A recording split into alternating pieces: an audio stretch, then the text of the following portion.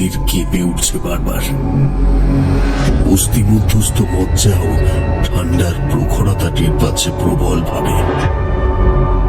চোখে ঘুমের প্রবল আস্তরণ থাকলেও আমার কান স্পষ্ট শুনতে পায় একটা ঠান্ডা অথচ দৃঢ় কণ্ঠ।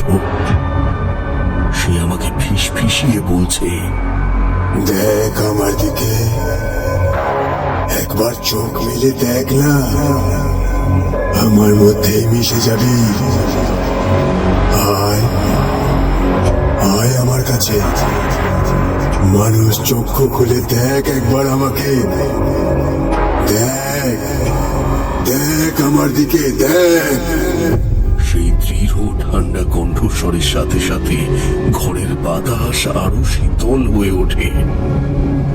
মনে হয় আমি বিছানায় তোষকের উপরে নয়, পাহাড়ে ঠান্ডা বরফের চাদরে শুয়ে আছি, আর কেউ তার হাতের ঠান্ডা পরশে আমার উষ্ণ নিঃশ্বাস রোধ করবার চেষ্টা করছে। আমার দম বন্ধ হয়ে আসে।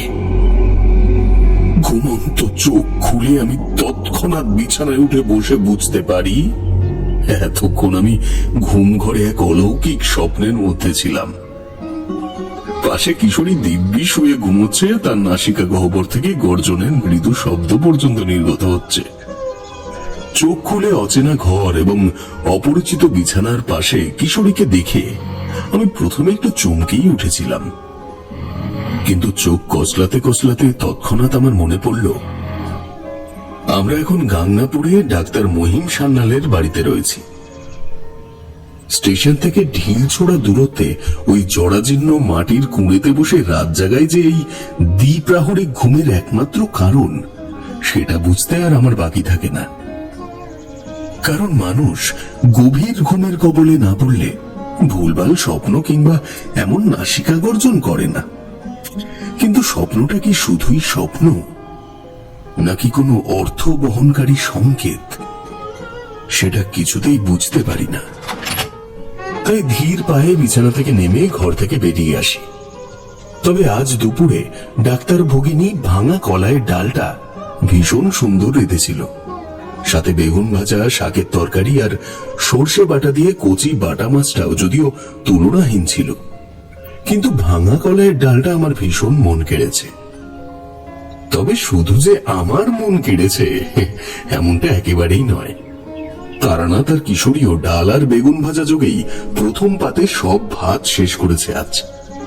অমন সুস্বাদু ব্যঞ্জন ভোজনের পর এমন একটা নাসিকা গর্জিত ঘুম দেওয়াটা অন্যায় কিছু নয়, বরং সেই ব্যক্তির ঘুম ভাঙানোটা বরঞ্চ ঘোর পাপ। তাই পা টিপে টিপে ঘর থেকে বেরিয়ে দরজাখানা নিঃশব্দে টানার চেষ্টা করি, কিন্তু নিঃশব্দে টানার চেষ্টা করলেই কি আর নিঃশব্দে দরজা বন্ধ করা যায় নাকি? সেই অল্প একটু ক্যাঁচ করে হেঁচকি তোলার মতো শব্দ হয়।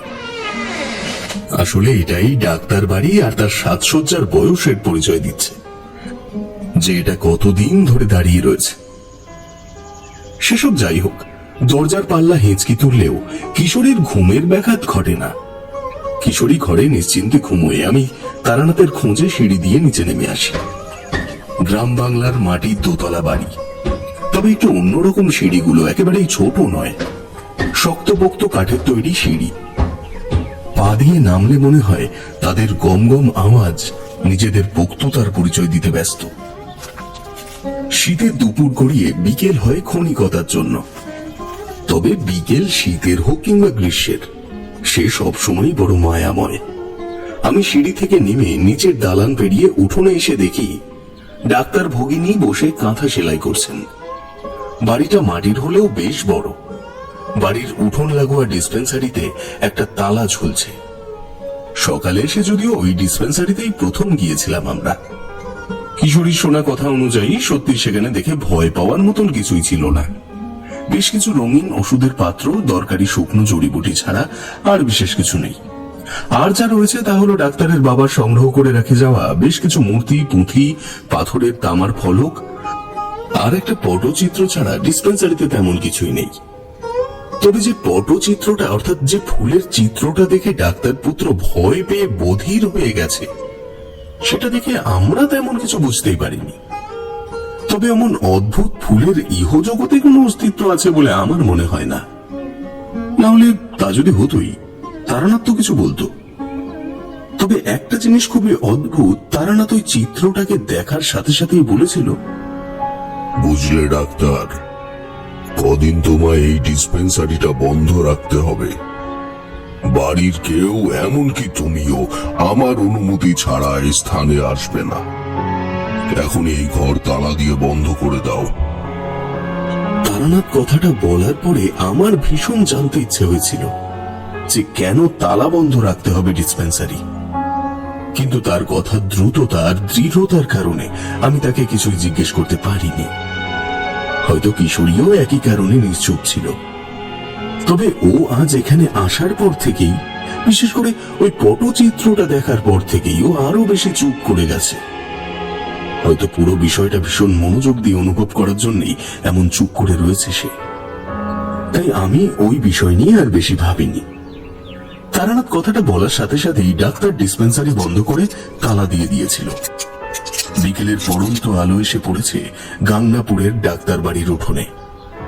ডাক্তার ভগিনী আপন মনে কাঁথা সেলাই করতে করতে বলছে, এই এমন সুন্দর আলো নাকি বাচ্চার সহ্য হয়নি। এই আবার কেমন রোগ তা কে জানে, বাচ্চা যে কবে সারবে কে জানে। আমি দূর থেকেই তার নিপুণ হাতে নকশি কাঁথার নকশা করা দেখতে দেখতেই তার কথাগুলো শুনতে পাই। খারাপই লাগে ভদ্রমহিলার কথাগুলো শুনে। হ্যাঁ, তাকে মহিলাই বলা চলে, কারণ খুব ভুল না হলে সে মধ্য 30-এ পদার্পণ করেছে বেশ কয়েক বছর আগেই। তবে তাকে দেখে তার বয়স আন্দাজ করা মোটেই সহজ কাজ নয়। এই বাড়িতে আসার পরে প্রথমে তো আমি তাকে ডাক্তার সান্যালের পত্নী ভেবে ভুল করেছিলাম, কিন্তু পরক্ষণে ডাক্তার সান্যালের কথা শুনে বুঝলাম ইনি কমলাবালা দাসী, ডাক্তার সান্যালের ভগিনী।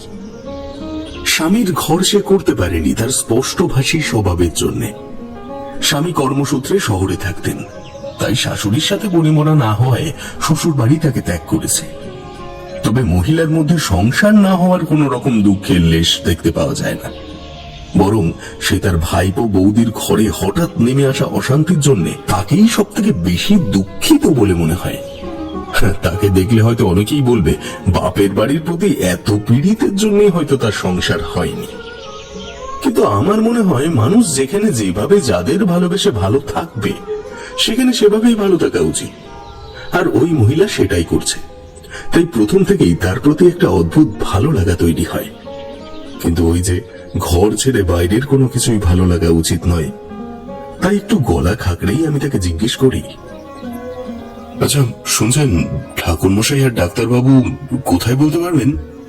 দাদা ঠাকুর মশাই সদরের পাশে মাঠে আছেন বোধহয়। তার উত্তরের সাথে আমি সদরের দিকে পা বাড়াই। ঠিক সেই সময় শুনতে পাই আর এক মহিলার কণ্ঠস্বর। সে চেঁচিয়ে বলছে, দোর খুলে দাও বলছি, ওরা আমায় ডাকছে। দোর খুলে দাও বলছি, ওরা আমায় ডাকছে। আমি ওদের কাছে যাব, খুলে দাও বলছি, খুলে দাও। কথাগুলোর সাথে সাথে নিচের একটা বন্ধ ঘরের ভেতর থেকে দরজা ধাক্কানোর শব্দ শুরু হয়। ক্রমাগত দরজা ধাক্কানো এবং তার সঙ্গে চিৎকার শুনে আমি সদর দরজার দিকে যেতে যেতেই থেমে যাই। কমলা দেবী আমার থেমে যাওয়া লক্ষ্য করে বলে, ভয় নেই, বউ দিনে রাতে মাঝে মাঝে এমনই করে, আবার নিজেই থেমে যাবে। মহিলার কথা শুনে মনে মনে আমার একটু খারাপ লাগে। সব থেকে বেশি কষ্ট হয় ডাক্তার মহিম সান্যালের কথা ভেবে। ভদ্রলোকের ভাগ্য দেবী মোটেই তার প্রতি প্রসন্ন নন।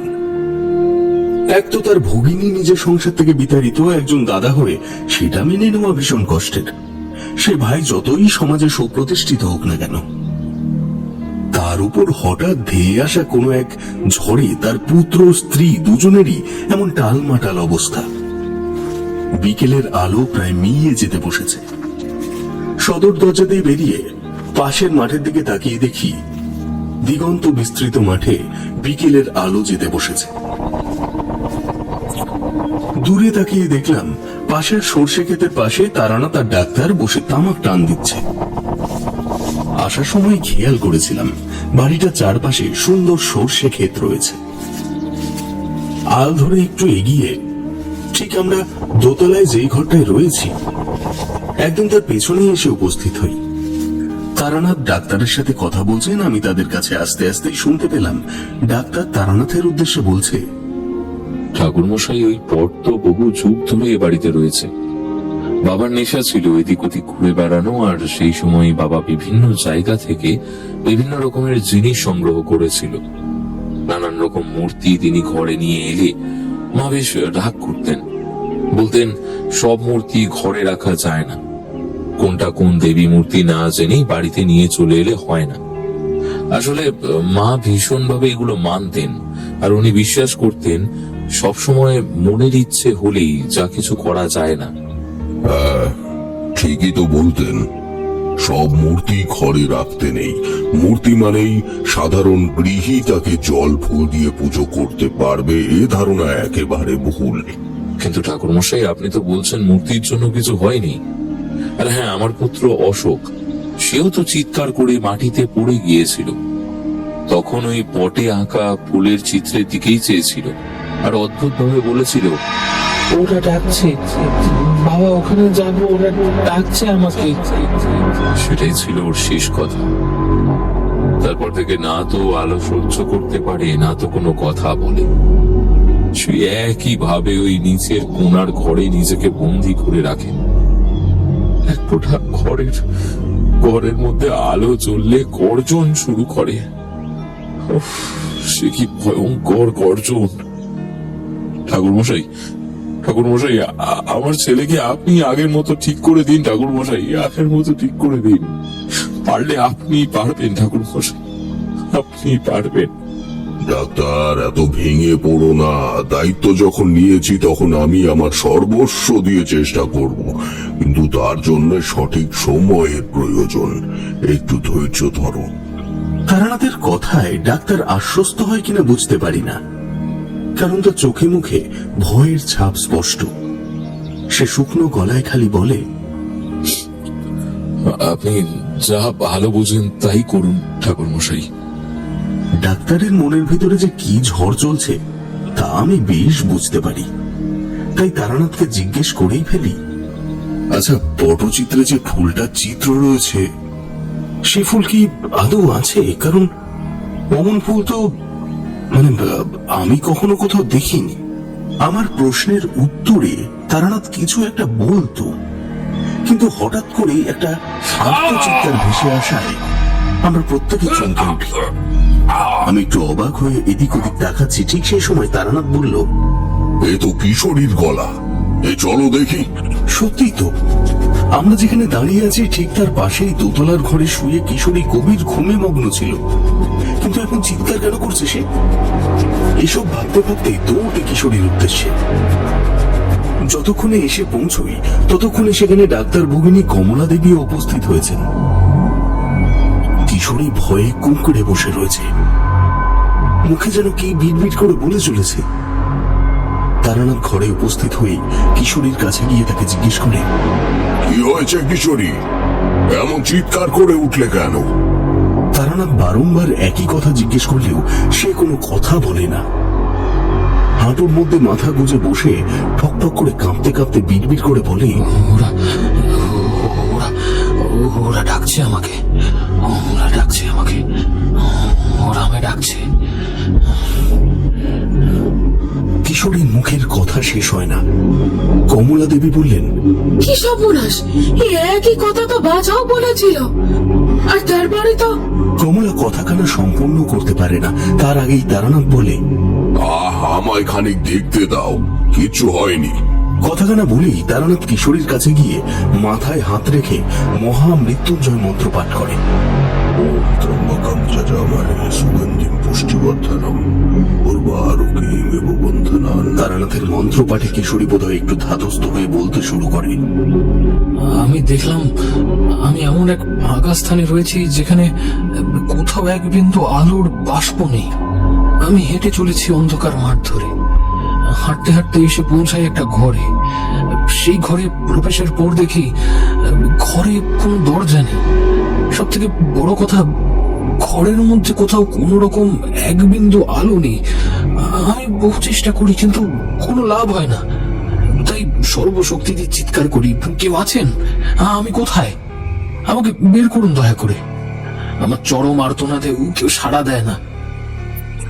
হাজার চেঁচানোর পর যখন ক্লান্ত অবসন্ন শরীরটা নিয়ে আমি বসে পড়ি ঘরের মেঝেতে, তখন দেওয়ালের মধ্যে আবছা হয়ে ফুটে উঠছে ওই সকালে দেখা পটচিত্রের ফুলটা। আমি ভীষণ অবাক হয়ে সেই ফুলটার দিকে তাকিয়ে থাকি। কি অদ্ভুত, পুরো ঘরটা অন্ধকার থাকলেও ফুলটা পরিষ্কার বোঝা যাচ্ছিল। আমি কিছুতেই কিছু বুঝে উঠতে পারি না, শুধু অনুভব করতে পারি ঘরটা শুধুই অন্ধকার নয়, ঘরটা বেশ ঠান্ডাও। খুব ভুল না হলে তাপমাত্রা একেবারে হিমাঙ্কের নিচে ছিল। অন্ধকার বন্ধ ঘরে আমার দম বন্ধ হয়ে আসে, গলার স্বর ক্ষীণ হয়ে আসে। তাও আমি অতি কষ্টে বলি, কে আছো, আমায় বাঁচাও। কিন্তু কোনো লাভ হয় না, বরং উপভোগ করি আমার কাঁধের উপর কেউ চেপে বসে রয়েছে, আর তার বিশালকায় দুই হাতে আমার নাক মুখ টিপে ধরে বলছে, সমর্পণ কর নিজেকে, আমার কাছে সমর্পণ কর, সমর্পণ কর আমার কাছে নিজেকে।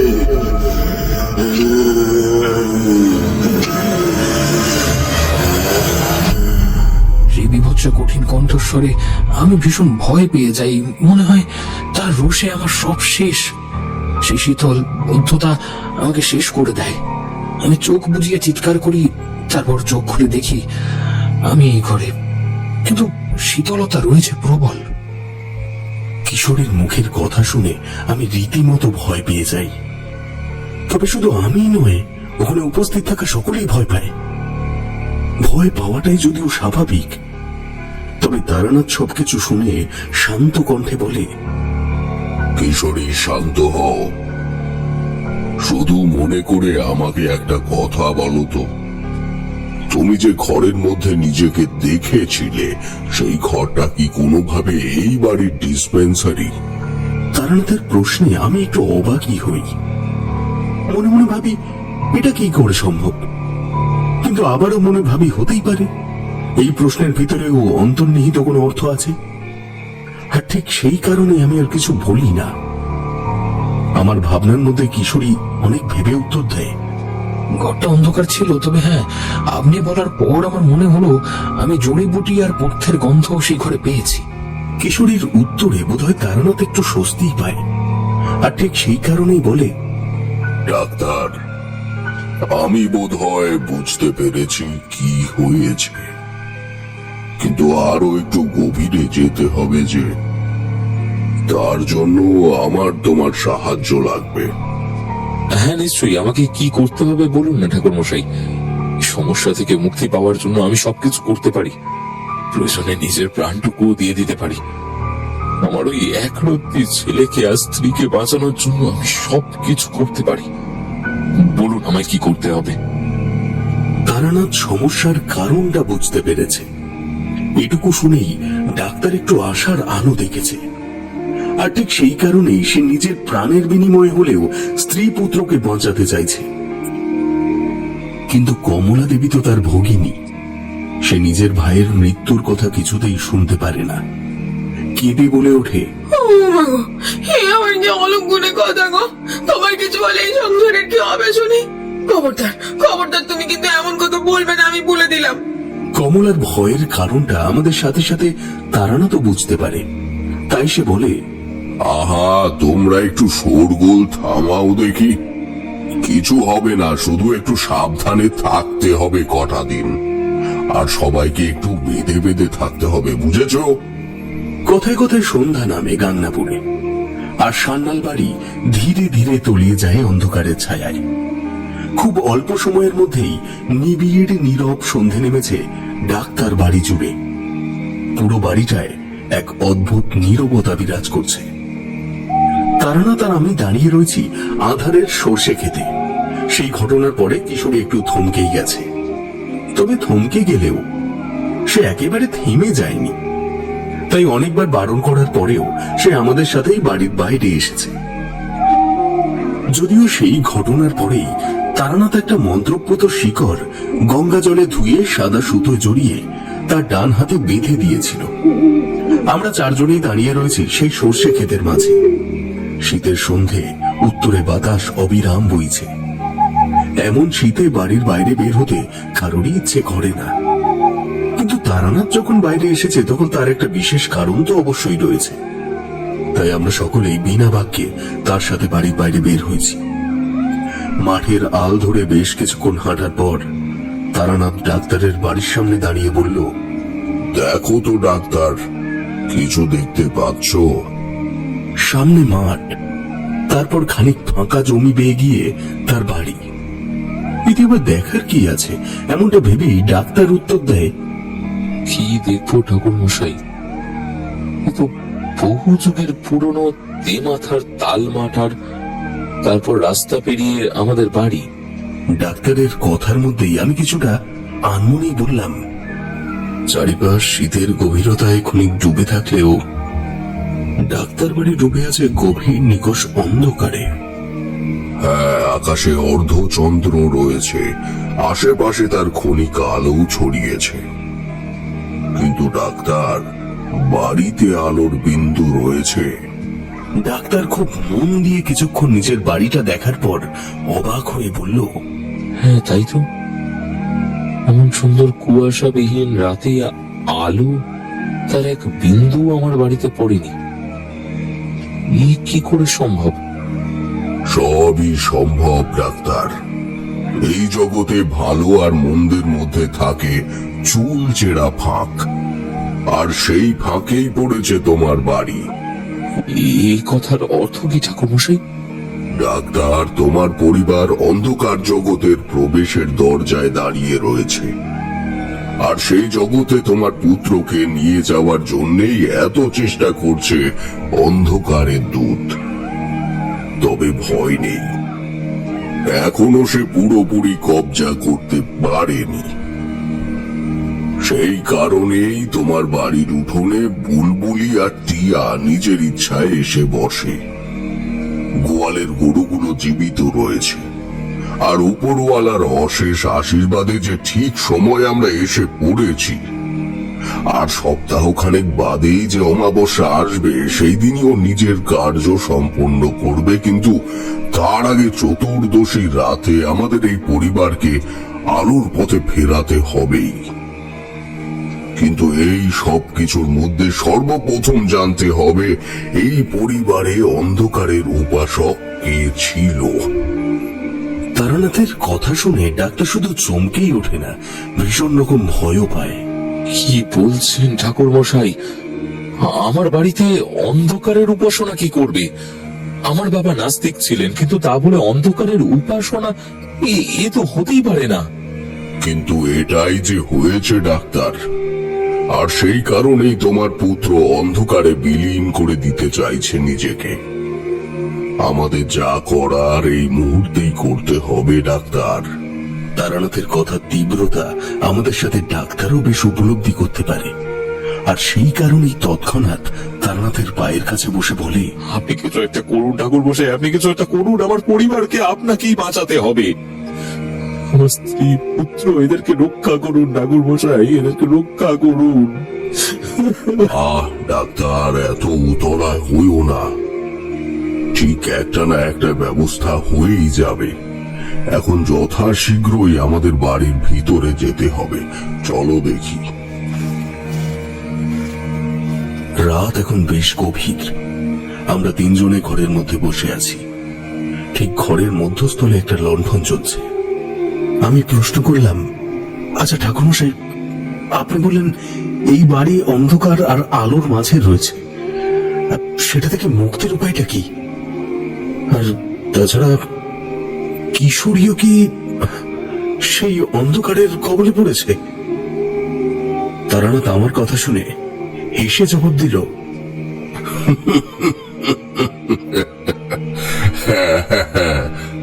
একদম ঠিক। শুধু এই বাড়ি নয়, সেই অন্ধকারের প্রকোপ খানিক তোমার উপরেও পড়েছে বইকি। তবে যতদিন এই মধুসুন্দরী দেবীর চেলা তোমার সাথে আছে, ওই অন্ধকারের আসরিক শক্তি তোমার কোনো ক্ষতি করতে পারবে না, বুঝেছো? সেসব ঠিক আছে, কিন্তু এসব করছেটাকে? মানে ওই যে আপনি তখন বললেন ডাক্তারের পুত্র নাকি এখন অন্ধকারের কবলে, আর যতদূর শুনেছি তাতে ওই ফুলের পটচিত্র দেখি ভয় পেয়েছিল, আর আপনি তো সেই কারণেই ওই ঘরকে তালাবন্ধ করে রাখতে বলেছিলেন। কিন্তু আবার কি এমন হলো যে ওই ঘরকে রাতে তালামুক্ত করতে বললেন? কিশোরীর এতগুলো প্রশ্ন শুনে তারানাথ তার দিকে একবার পূর্ণ দৃষ্টিতে তাকায়। কিশোরী আবার বলে, আচ্ছা ঠাকুর মশাই, কিভাবে মুক্তি পাবে ডাক্তারের বাড়ি? একটু রোষও না হে, এত অধৈর্য হলে হবে কি করে কিশোরী? মুক্তি কি এতই সহজ নাকি? মুক্তি মোটেই এত সহজ কথা নয় কিশোরী। মুক্ত হওয়ার জন্য শুধু উপায় অনুসন্ধান করলেই হয় না, সেই পথকেও কাটা মুক্ত করতে হয়। আর তার জন্যেও অধ্যাবসায় প্রয়োজন, এক গভীর অধ্যাবসায়। কথাগুলো বলে তারানাথ বিশ্রামে যায়। আমরা দুজনেও চোখের পাতা বোঝাই, কিন্তু চোখের পাতা বোঝালে কি আর ঘুম আসে? মনের মধ্যে অনেক প্রশ্ন, অনেক কৌতূহল নিয়েই রাত কাটে আমাদের। সকালে ডাক্তারবাবুর সাথে কথা বলার পর আমি আর তারানাথ একটু বের হই। কিশোরী আজ এখনো ঘুমোচ্ছে। কাল রাতের পর আমার মনে অনেক প্রশ্ন জমেছিল, তাই আমি প্রশ্ন করেই ফেলি। আচ্ছা ঠাকুরমশাই, আপনি কাল বলেছিলেন যে ডাক্তারের বাড়িতে নাকি কেউ অন্ধকারের উপাসনা করে। আচ্ছা এমনও কি হতে পারে যে এখন কেউ অন্ধকারের উপাসনা করে না, আগে করত? হতেই পারে, কিন্তু আমার স্নায়ু শক্তি এখনো যা উপলব্ধি করেছে তাতে ওই বাড়িতে এখন কেউ নিশ্চয়ই ওই অন্ধকারের উপাসনা করে। আর এখন ওই বাড়িতে যা সব ঘটছে তার সব কিছুই উপাসনার প্রভাব। কিন্তু ওই বাড়িতে অন্ধকারের উপাসনা কেউ করবে কেন? নিজ অভীষ্ট পূরণের জন্য। তাহলে এখন উপায় কি ঠাকুরমশাই? সেটাই তো ভাবছি। আমরা দুজনে বেশ কিছুক্ষণ ডাক্তারের গ্রামটা ঘুরে দেখি। গ্রামের মানুষজনের সাথে কথা বলি, তবে কারোর সাথে কথা বলেই ডাক্তারের পূর্বপুরুষ সম্পর্কে বিশেষ কিছু জানা যায় না। সবাই একটাই কথা বলে, ডাক্তার এবং ডাক্তারের বাবা দুজনেই ভীষণ ভালো মানুষ, আর তার স্ত্রী তো সাক্ষাৎ দেবী অন্নপূর্ণা। তবে কিছুদিন যাবৎ তার স্ত্রী পুত্রের সাথে অদ্ভুত সব ঘটনা ঘটায় তারা প্রত্যেকেই বেশ দুঃখিত। গ্রামবাসীদের সাথে কথা হলে আমরা যখন ডাক্তারের বাড়ি ফিরি তখন সূর্য মাথার উপর উঠে বসেছে। বাড়ির সদর দরজা পেরোনোর আগেই চোখে পড়ল এক মহিলা নিজের মনে আসন বুনছে, চটের বস্তার উপরে উল দিয়ে ঘর বুনছে। পিছন থেকে দেখে প্রথমে ভেবেছিলাম কমলা দেবী, কিন্তু তারপর দেখলাম না, অন্য এক মহিলা। আমরা সদর দরজা পেরোতে না পেরোতেই ডাক্তার এসে বলল, ঠাকুর মশাই আপনি ধন্য। কালকে আপনার পদধূলি বাড়িতে পড়েছে, আর আজকেই দেখুন পার্বতী ঘর ছেড়ে বাইরে বেরিয়ে পড়েছে। এবার একটি বার শুধু আমার ছেলেকে বাইরে বের করে আনুন, আগের মতো ওকে করে দিন খালি ঠাকুর মশাই। ডাক্তারের কথা শুনে আমি বেশ অবাক হয়ে যাই। তারানাথ তো অবাক কণ্ঠে আসন বুনতে থাকা মহিলার দিকে নির্দেশ করে বলে, তাই বুঝি তোমার স্ত্রী? হ্যাঁ ঠাকুর মশাই, ওই পার্বতী। তারানাথের চোখে মুখে গভীর বিস্ময়। সে ডাক্তারের সাথে কথা বলে ওই মহিলার কাছে গিয়ে বলে, কেমন আছো মা? মহিলা 20-30-এর মাঝামাঝি, আদর্শ ভারতীয় রমণী, পিঠ ছাপানো কালো ঘন চুল, দৈহিক গড়নও বেশ আকর্ষণীয়। তার নামটা তার জন্য একেবারে ঠিক। তারানাথ তাকে জিজ্ঞাসা করার পরে সে মুখ তুলে তাকিয়ে তারানাথের দিকে একবার দেখলো ঠিকই, কিন্তু কোনো উত্তর দিল না। তারানাথ তাকে চুপ করে থাকতে দেখে আবারও জিজ্ঞেস করলো, কি হয়েছিল মা তোমার কালকে, যে একটা বারের জন্যও বাইরে এলে না? তারানাথ বৃথাই বার কয়েক জানতে চাইল, কিন্তু ডাক্তার পত্নী কোনো উত্তর দিল না। কিন্তু যতবার তারানাথ তাকে প্রশ্ন করেছে ততবারই সে তারানাথের দিকে বিস্ফারিত দৃষ্টিতে তাকিয়েছে। তার সেই দৃষ্টি আমার মনে নানান প্রশ্ন তৈরি করলেও সেই ঘটনা তারানাথের অনেক প্রশ্নের উত্তর দিচ্ছিল, সেটা বেশ বুঝতে পারছি। কারণ তার চোখ দেখে বোঝা যাচ্ছিল সে কথা।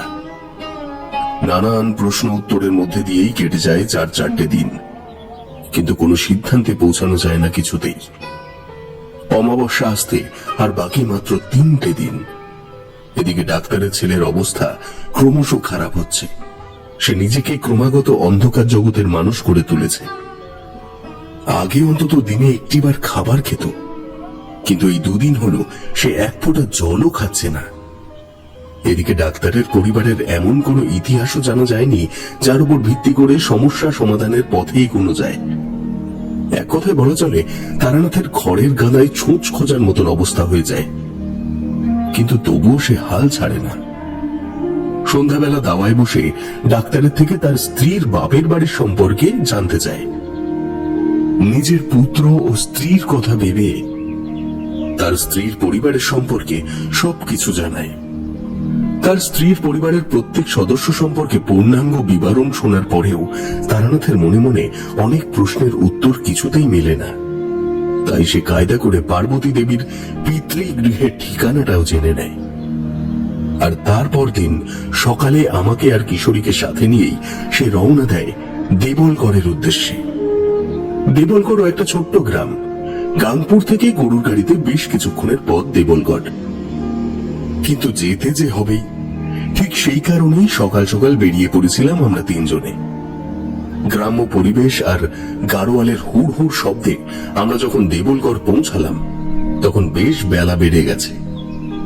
দেবলগড় পৌঁছে পার্বতী দেবীর বাবার নাম বলতে তার বাড়ি খুঁজে পেতে মোটেই অসুবিধা হয়নি আমাদের। কিন্তু সমস্যাটা হলো তার বাড়ির লোককে আমাদের পরিচয়টা দেওয়ার পর। বিবাহিত মেয়ের পরিচয়ে দুটো প্রাপ্তবয়স্ক লোক বাড়িতে এলে সবার মনেই অনেক প্রশ্ন জাগবে, এবং সেটা স্বাভাবিক। তাদের মনেও প্রশ্ন জেগেছিল, কিন্তু তাদের প্রশ্নের উত্তর দিতে গিয়ে যখন কিশোরী পার্বতী পুত্রের বর্তমান অবস্থার কথা জানালো, তখন বাড়ির সবার অবস্থা একেবারে তথৈবচ হয়ে ওঠে। তবে তারানাথ ভীষণ বুদ্ধিমত্তার সাথে সেই অবস্থা কাটিয়ে ওঠে। কিন্তু যেই কারণে ওখানে যাওয়া, তার কোনো কিছুই উদ্ধার হয় না।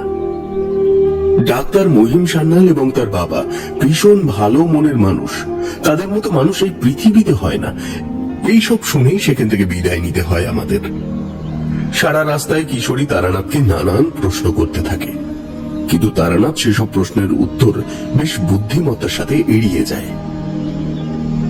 দুপুরের পর দেবলগড় থেকে বের হওয়ার কারণে গাংপুর পৌঁছতে বেশ রাত হয়। আমরা যখন বাড়ি ফিরি তখন সমগ্র গাংপুর জমাট অন্ধকারে ঢেকে গেছে। আমাদের গরুর গাড়িটা ডাক্তার বাড়ির সামনে দাঁড়াতেই শুনতে পেলাম কান্নার রোলে ভেসে যাচ্ছে ডাক্তার বাড়ির ভেতর থেকে। কান্নার শব্দ পেয়ে আমরা দৌড়ে বাড়ির ভেতরে প্রবেশ করি। বাড়ির ভেতরে প্রবেশ করে আমরা যা দেখলাম তাতে আমরা সকলেই বেশ ভয় পেয়ে যাই। তারানাথও বেশ ভয় পেয়েছে, তাই ভীত কণ্ঠে জিজ্ঞেস করে, কি হয়েছে ডাক্তার? ডাক্তার দাওয়ার পাশে শক্ত কাঠের খুঁটিতে হেলান দিয়ে থো মেরে বসে নীরবে চোখের জল ফেলছিল, আর গলা ছেড়ে কাঁদছিল কমলা। সে কাঁদতে কাঁদতেই বলছে, এ বংশগানা অভিশাপ পেয়েছে, তাই এমন হয়েছে। কি হলো, বাড়ির একমাত্র বংশ প্রদীপ। হায় হায় হায় দাদা, তোমার হাতখানা এবার কে রাখবে বলো তো? আমাদের কি সব মনে চলো বলো দেখি। কমলার কথা শুনে কি হয়েছে সেটা আমরা বুঝতে না পারলেও এটা বুঝতে পারি ডাক্তারের ছেলেরই কিছু একটা হয়েছে। তারানাথ বোধহয় কিছু একটা আন্দাজ করতে পেরেছিল। সে ডাক্তারকে আবারও জিজ্ঞেস করে, কি হয়েছে ডাক্তার, আমাকে বলো। আপনি তো বললেন কোনো ক্ষতি হবে না, কিন্তু আমার ছেলে যে আর কথা বলবে না ঠাকুরমশাই। ডাক্তারের কথা শুনে কিশোরী আর আমি দুজনের মুখের দিকে তাকাই।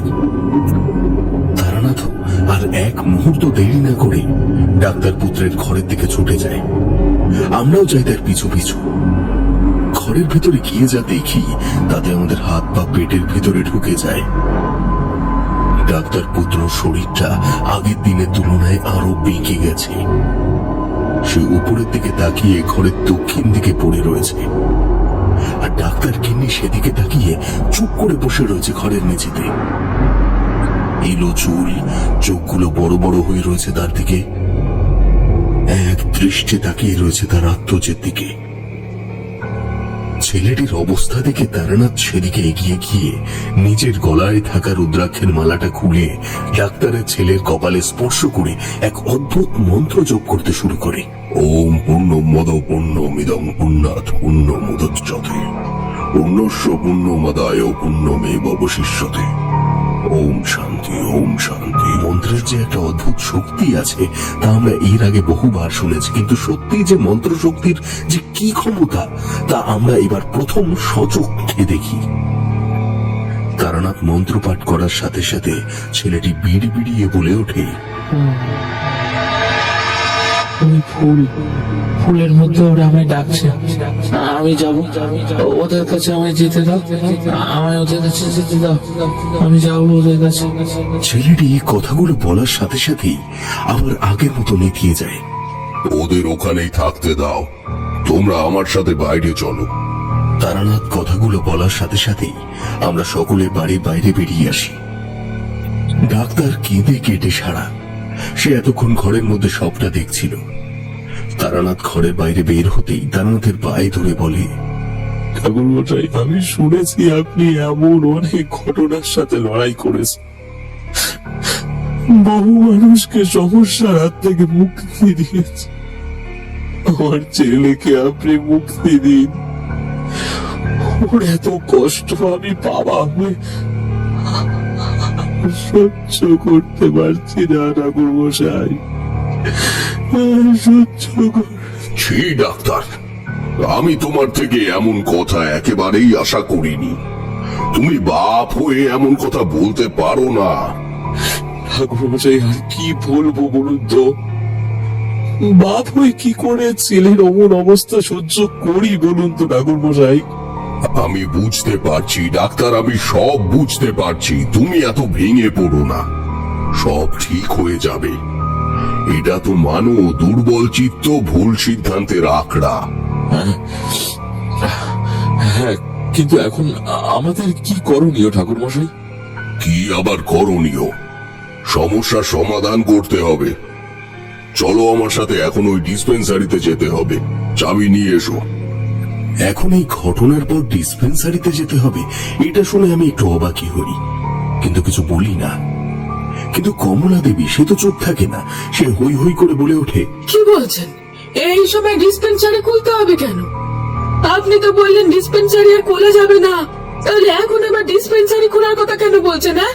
একে তো বাজারে অবস্থা, তার উপর আপনি এমন বলছেন। না না, এখন ওই ঘর খোলার কোনো মানেই হয় না। এই কয়েকদিনে প্রথমবারের জন্য কমলা দেবীকে আজ একটু বেশি রূঢ় মনে হলো সে একেবারে অহেতুক দুশ্চিন্তা করছে। কারণ তারানাথ যখন কিছু বলেছে সেটা নিশ্চয় একটা কারণ আছে। তার কথায় না বলা মানে একটা অহেতুক স্পর্ধা প্রদর্শন করা, যেটা আমার কিংবা কিশোরীর কারোরই ভালো লাগে না। তবে ভালো না লাগলেও আমাকে কিংবা কিশোরীকে কিছু বলতেই হয় না। তারানাথ নিজেই বলে, হ্যাঁ, আমি বলেছিলাম আমি না বললে ডিসপেন্সারি খোলা যাবে না, কিন্তু এখন বলছি ডিসপেন্সারি খুলতে হবে। তালা বন্ধ ডিসপেন্সারিতে অন্ধকারের আসরিক শক্তি তার জাল আরো গভীরে বিস্তার করবে, আর সেটা আমি হতে দেব না। ডাক্তার, তুমি চাবি নিয়ে এসো ডিসপেন্সারির। তালা অবিলম্বে খুলতে হবে, না হলে সর্বনাশ ঘটে যাবে। আমিও কিন্তু সেই বিপদ ঠেকাতে পারবো না। আপনি চিন্তা করবেন না ঠাকুরমশাই, আমি এখনই চাবি নিয়ে আসছি। ডাক্তার চাবি নিয়ে এসে ডিসপেন্সারি তালাটা খোলার সাথে সাথেই ডিসপেন্সারির মধ্যে দিয়ে এক শুষ্ক বাতাস বেরিয়ে আসে, সাথে একটা ভ্যাপসা গন্ধ। দরজা খোলার পরে ডাক্তার ডিসপেন্সারিতে পা রাখতে গেলেই তারানাথ বলে, তুমি নাও, আমি যাব ভেতরে। তুমি বরং একটা লণ্ঠন নিয়ে এসো। আমি যাব ভিতরে, তোমরা কেউ যাবে না। আপনি একা ভিতরে যাবেন ঠাকুরমশাই? আমরা কেউ যাই আপনার সাথে? না, তোমরা কেউ যাবে না। আমি ভিতর থেকে বাইরে না আসা পর্যন্ত তোমরা কেউ কোথাও যাবে না। কোথাও যাবে না, কিন্তু এখানেই চুপ করে দাঁড়িয়ে থাকবে। কিশোরী তো নাচর বান্দা, সে তারানাথকে কিছুতেই একা যেতে দেবে না। তারানাথও সাথে কাউকে নেবে না। তাই বাধ্য হয়ে কিশোরীকেই আমার কাছে দাঁড়িয়ে থাকতে হয়।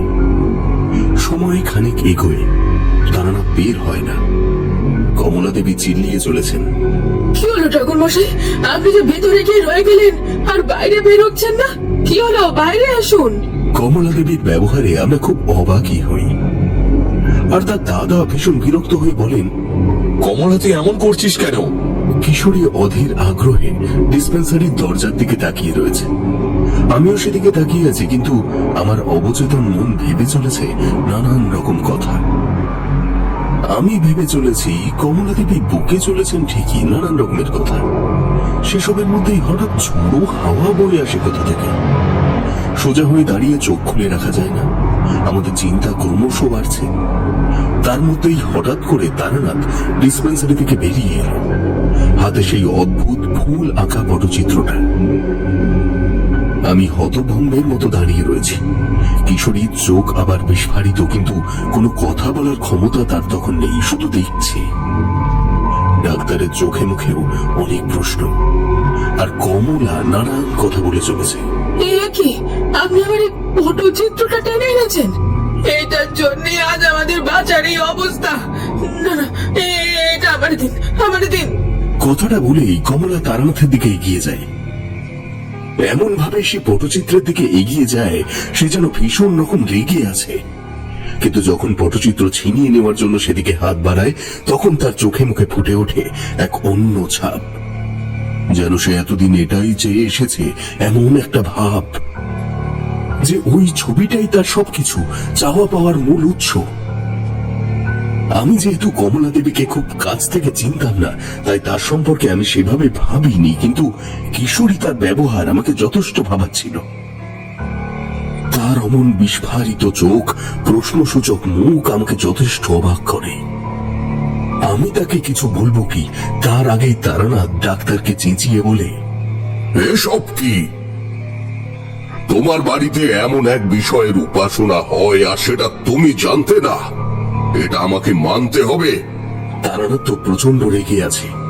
তারানাথ এক প্রকার বিষম রকম রেগেই আছে, তা বুঝতে পারলাম তার কণ্ঠে। সে শুধু জানতে চাইছে, সত্যিটা আমাকে খুলে বলো। আমি সত্যি বলছি ঠাকুরমশাই, আমি কিছুই জানি না। ডাক্তারের চোখে ভয়, মুখে বিস্ময়, সে বুঝতে পারছে না কিছুতেই। অন্যদিকে তারানাথের চোখে মুখে ভয়ঙ্কর রাগ। সে কোনো একটা কারণ কিছুতেই বুঝতে পারছে না, তাই এবার সে পটচিত্রের পেছনে থাকা একটা হলুদ কাপড় খুলে ডাক্তারকে দেয়। ডাক্তার সেই কাপড়খানা হাতে নিয়ে বলে, এটা কি ঠাকুরমশাই? সেটা তো আমিও জানতে চাই ডাক্তার। তুমি সেদিন জানালে তোমার বাবা নাস্তিক হলেও তিনি এমন কোনো কাজ করতেই পারেন না, কিন্তু উনি ছিলেন অন্ধকারের সাধক। কেউ এই বাড়িকে সম্পন্ন করে রেখেছে অন্ধকারের দূত ভগবান শিবের অন্য আর এক পুত্র অন্ধকের জগতে। ঠাকুর মশাইয়ের কাছে এর আগে বহু ভূত প্রেত, ডাকিনী, যোগিনী, অনেকের গল্প, তাদের অপক্ষমতার সম্পর্কে আমি বহুবার শুনেছি, কিন্তু অন্ধক সে কি? ভগবান শিবের পুত্র? কই এমন কিছু তো এর আগে শুনিনি। তাই একটু চমকে উঠি। শুধু আমি নয়, সেখানে উপস্থিত থাকা সকলেই চমকে ওঠে। কমলা দেবী শুধু নিশ্চুপ, কোনো কথা বলছে না। কিন্তু ডাক্তার সে বেশিক্ষণ চুপ করে থাকতে পারে না। সে বলে, কিন্তু এই অন্ধক যেই হোক, এ আমার পরিবারের ওপর কালো ছায়া বিস্তার করলো কেন? কারণ তোমার বাবা সুমোহন সান্যাল নিজেই অন্ধককে এই বাড়িতে স্থান দিয়েছেন। এই কাপড়ে তেমনটাই লেখা আছে। আচ্ছা ডাক্তার, একটা কথা বলো, তোমার বাবার কত বছর আগে মৃত্যু হয়েছে? আগে, হ্যাঁ ঠাকুর, তা প্রায় 20 বছর আগে। আর এই পটচিত্র তোমার বাড়িতে কতদিন আগে এনেছিলে? বাবা তো পুরনো জিনিসের প্রতি এক অমোঘ টান ছিল, যেখানে যেত সেখান থেকেই কিছু না কিছু একটা হাতে করে নিয়ে আসতো। একবার উনি কালীঘাট চত্বরে কোনো এক রোগীকে দেখতে গিয়ে এই পটচিত্র নিয়ে আসেন। ডাক্তার কথাগুলো বলছিল, তার মধ্যে হঠাৎ করে কমলা দেবী বলতে শুরু করলেন, তখন কতই বা বয়স হবে, ওই 15 কিংবা 16। বাবা পটচিত্রটা একদিন বাড়িতে নিয়ে এলেন। তারপর থেকে আস্তে আস্তে বাবা কেমন সব ভুলে যেতে থাকলেন। মাস 6 পরে তো রোগী দেখাও বন্ধ করে দিয়েছেন। মা তো একেবারে চিন্তায় পাগল হয়ে গেছেন। যে মানুষ সকলের সাথে কথা বলতেন, তিনি আর কারোর সাথে কোনো রকম কথা বলছেন না, খাচ্ছেন না, শুধু মনে বিড়বিড় করে যেতেন। তারপর একদিন হঠাৎ করে কথাটা বলতে গিয়েও কমলা দেবী থেমে গেল। তারানাথ নিজেই বলে উঠল, কি হয়েছিল তোমার বাবার? বাবা আত্মহত্যা করেছিলেন। বুঝলাম, কিন্তু এই সমস্যা তো ভীষণ জটিল। এই সমস্যা থেকে বের হতে গেলে অনেক কিছু সহ্য করতে হবে। অনেক ঝড় আসবে, অনেক কিছু ওলট পালট হয়ে যাবে, চেনা মানুষ বদলে যাবে, কিন্তু তবুও সব সয়ে যেতে হবে। কিন্তু তবেই অন্ধকের হাত থেকে মুক্ত হবে এই পরিবার, তাছাড়া কোনোভাবেই সম্ভব নয়। তারানাথ সবাইকে অবাক করে সেই পটচিত্রটা ডাক্তার পুত্রের ঘরে নিয়ে যায়। ওই পটচিত্র হাতে ডাক্তার পুত্রের ঘরে ঢুকতে সেই ঝোড়ো হাওয়া বন্ধ হয়, কিন্তু চারিদিক এক ভ্যাপসা গন্ধে ভরে যায়। মনে হয় আমরা স্নিগ্ধ গ্রামের ডাক্তার বাড়িতে নয়, আমরা কোনো এক ভাগাড়ের পাশে এসে উপস্থিত হয়েছি। তারানাথ ডাক্তার পুত্রের ঘরে গিয়ে ঘরের মধ্যস্থলে সেই পটচিত্রখানা রাখলে অদ্ভুত একখানা আলো প্রতিফলিত হয়। আমি অবাক হই, আর কিশোরী আমাকে ফিসফিসিয়ে বলে, কি অদ্ভুত জিনিস দেখো বিভূতি। তারানাথ ছবিটা ঘরের মাঝে রাখতেই ফুলটার পাপড়ি নড়ে উঠল। আর ডাক্তার পুত্র, ডাক্তার পত্নী খানিক অর্ধচন্দ্রাকারে বেঁকে গেল। তারানাথ সাথে সাথে মহামৃত্যুঞ্জয় মন্ত্র পাঠ করতে শুরু করলো। 108 বার মহামৃত্যুঞ্জয় মন্ত্র পাঠ করার পর তারানাথ যখন ঘর থেকে বেরিয়ে এলো, তখন রাত বেশ গভীর হয়েছে। আমরা সকলেই ডাক্তারের দাওয়ায় বসে রয়েছি। কিশোরী অদ্ভুত ভাবে চুপ করে রয়েছে। ডাক্তার হঠাৎই ভীত হয়ে জিজ্ঞেস করলো, ঠাকুর মশাই, ওরা কি অমন বেঁকেই থাকবে? ওদের এই কষ্ট যে চোখে দেখা যায় না ঠাকুর মশাই। কি করবে ডাক্তার, সবই তো আমাদের ভবিতব্য। তোমার বাবাকে কোনো এক ব্যক্তি ইচ্ছাকৃত ওই পটচিত্র দিয়েছিলেন যাতে উনি নিজের কাজ সম্পূর্ণ করতে পারেন। আচ্ছা, আমার একটা কথা বলো তো, তোমার বাড়িতে কি শিব পুজো হতো? হ্যাঁ, আমার মা করতেন। আসলে আমার মায়ের পিতৃগৃহ হুগলির বৈচি গ্রামে। বহু পূর্বে রাজা রামরাম সেন বর্গী আক্রমণের হাত থেকে সমগ্র গ্রামকে বাঁচাতে পুরো গ্রামে 300-র বেশি শিব মন্দিরের পরীক্ষা দিয়েছিলেন। আর বর্গীরা শিব ভক্ত হওয়ায় বৈচি গ্রাম বর্গী আক্রমণ থেকে মুক্তি পেয়েছিল। তখন থেকে বৈচি গ্রামের লোক মনে করত সর্বশক্তিমান শিবই তাদের উদ্ধার করেছে। আর আমার মা ও ছেলেবেলা থেকেই সেই ধারণাতেই মানুষ, তাই সেও শিব পুজো করত। আমরা ছেলেবেলা থেকেই দেখেছি আমাদের বাস্তু দেবতার মন্দিরে প্রতিষ্ঠিত ছিল শিবলিঙ্গ। মা রোজ পুজো করতেন, কিন্তু ওই যে একদিন সকালে দেখলাম বাবার ডিসপেন্সারির মধ্যে উপরের কড়ি কাঠ থেকে ঝুলছে, গলায় গলায় বাঁধা গরুর দড়ি। তারপর থেকে আমাদের বাড়ির শিবলিঙ্গ উধাও হয়ে গেল, আর আমরা তারপর থেকে আর সেটা কখনো দেখিনি। আমরা সকলেই খুব মন দিয়ে শুনছিলাম। হঠাৎই তারানাথ বলে উঠল, ওখান থেকেই তো সমস্যা শুরু। পরম দেব শিব বাড়িতে নেই বলেই তো অন্ধক নিজেকে এ বাড়িতে প্রতিষ্ঠা করতে পেরেছে। আমরা সেই প্রথম থেকেই এই একটা নামে শুনছি, তাই জিজ্ঞেস করি, আচ্ছা ঠাকুর মশাই, এই অন্ধক কে? তারানাথ উত্তর দেওয়ার আগে কিশোরী ভীষণ উৎসাহে বলে উঠল, অন্ধকারের দেবতা, অন্ধকার সাম্রাজ্যের অধীশ্বর। কিশোরীর স্পষ্ট উত্তরে আমি তো অবাক। তার সাথে সাথে তারানাথ চমকে উঠে কিছু একটা বলতে চায়, কিন্তু বলতে পারে না। তার আগেই বাড়িতে এসে উপস্থিত হয় একজন মধ্যবয়স্ক ছেলে। এসে সে হাঁপাতে হাঁপাতে বলে, দাদা, বাবা কথা বলছে, তোমায় কিছু বলতে চায়। ডাক্তার ছেলেটির কথা শুনে তরবরিয়ে উঠে দাঁড়িয়ে তার উদ্দেশ্যে বলে, মনে করে কথা বলছো? হ্যাঁ, কথা বলছে, কিন্তু অদ্ভুত ভাবে বেঁকে গেছে বাবার শরীরটা। তুমি একবার চলো না। ডাক্তার ছেলেটির কথা শুনে তারানাথের দিকে তাকালে সে বলে, ওনার পরিচয়? ঠাকুরমশাই, ওনার বাবা ছিলেন আমার বাবার সহচর, আর ও আমার বাবা এই যে এত জিনিস সংগ্রহ করে আনতেন, সেই সময় সঙ্গী ছিলেন এই মণি খুড়ো। বাবা মরে যাওয়ার পর খুড়ো অদ্ভুত ভাবে বোবা হয়ে যায়, বলা চলে পাগল হয়ে গিয়েছিল, হুঁশ ছিল না তার। আজ নাকি আবার কথা বলছে। আগে এত কথা বলেনি কেন? চলো, এক্ষুনি যেতে হবে আমাদের।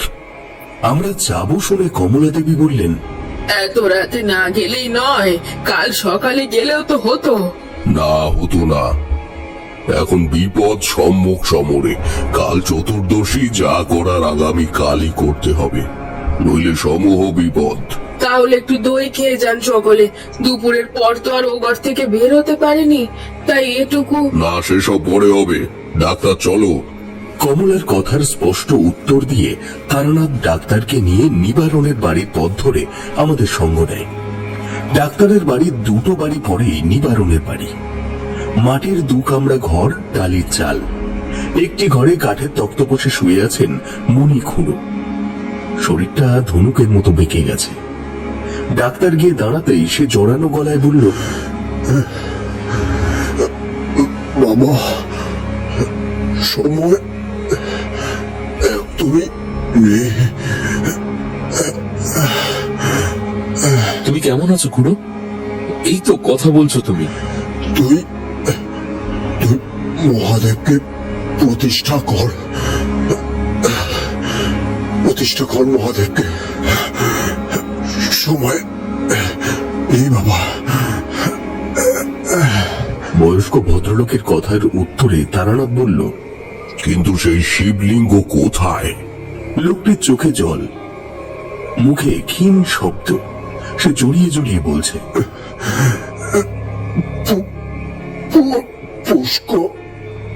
পুষ্করিণীতে।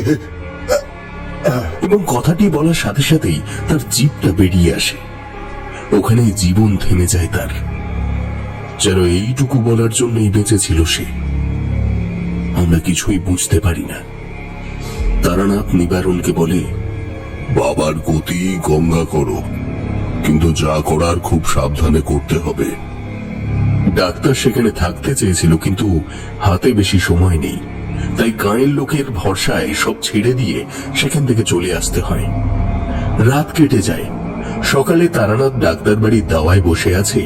আমি গিয়ে জিজ্ঞেস করলাম, অন্ধ কে ঠাকুরমশাই? ডাক্তার আর কিশোরীও সেখানে উপস্থিত হয়েছে। তারানাথ জানালো, অন্ধক হলো শিব পুত্র, কিন্তু সে অসুরের কাছে পালিত এবং নিজেও একজন অসুর। তার উদ্দেশ্য শিব সাম্রাজ্য ধ্বংস করে নিজের সাম্রাজ্য প্রতিষ্ঠা করা। কিন্তু সে এমন কেন করে? সে তো স্বয়ং ভোলানাথের পুত্র। হ্যাঁ, কিন্তু এটা তো মানব জন্মকালে এক অদ্ভুত ভাবাবেগ বহন করে। অন্ধকের জন্ম কাহিনীও তেমনি একটা দিক বহন করে চলেছে, বুঝেছ? ঠাকুরমশাই, কি সেটা? জানাবো, সব জানাবো। কিন্তু তার আগে আজ গোধূলি লগ্নে চতুর্দশী পড়ার সাথে সাথে এবারে শিবকে পুনরায় প্রতিষ্ঠিত করতে হবে। অন্ধক ক্রমশ এই বাড়িকে কবজা করার চেষ্টা করছে। তাহলে এখন উপায় ঠাকুরমশাই? যা করার তোমাকেই করতে হবে ডাক্তার। মণি খুড়োর কথা মতো ওই পুষ্করিণী থেকে শিব মূর্তি উদ্ধার করে তোমাকেই প্রতিষ্ঠা করতে হবে। পুজোর আয়োজন সম্পন্ন করতে হবে, আর সূর্য ডোবার পর শুরু হবে পুজো। কমলা নিশ্চুপ, যেন তার কোনো কিছুতেই কিছু যায় আসে না। সে শুধু কাজ করে চলেছে, তাকে যা বলা হচ্ছে তাই। তারানাথ সেটা লক্ষ্য করেছে, কিন্তু কিছু বলে না। দুপুর গড়ায় আজ বাড়িতে কোনো রান্না হয়নি তারানাথের নির্দেশে, তাই আমাদেরও ফলমূল যোগেই আহার করতে হয়েছে। কিশোরী মহা উৎসাহে সবকিছু খেয়াল করেছে। তারানাথকে অনেক কিছু জিজ্ঞেস করেছে, কিন্তু তারানাথ খুব সাবধানতার সাথে তাকে এড়িয়ে যাচ্ছে। আমি তারানাথকে এড়িয়ে যেতে দেখে একটু অবাকই হয়েছিলাম। সবকিছুর মধ্যে বিকেল গড়িয়ে সন্ধ্যা হয়। সান্নাল বাড়ি আধার হয়ে আসে।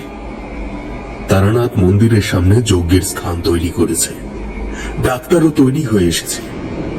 এই শীতেও সে শুধু একটা সুতির ধুতি কাপড় পরেছে।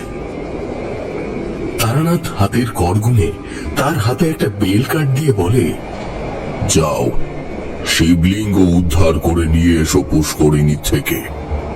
মনে রাখবে, এইটাই একমাত্র পথ, এরপরে আর কোনো পথ নেই।